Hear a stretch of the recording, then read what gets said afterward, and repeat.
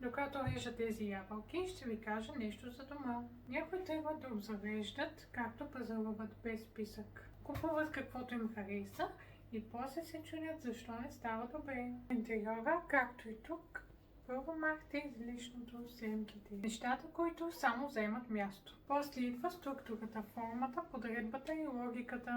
Без нея и най-скъпите мебели изглеждат случайни. И накрая детайлът, точно както този жълтък отгоре.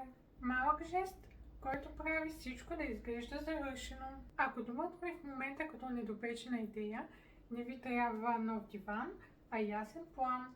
За тези от вас, които попадат за първи път на мое видео, аз съм инженер Тодорка Цонкова, интериорен дизайнер и основател на студио Интериора. Ако това съответно ви е интересно, не забравяйте да се абонирате за канала, за да можете да получавате известия всеки път, когато кача ново видео.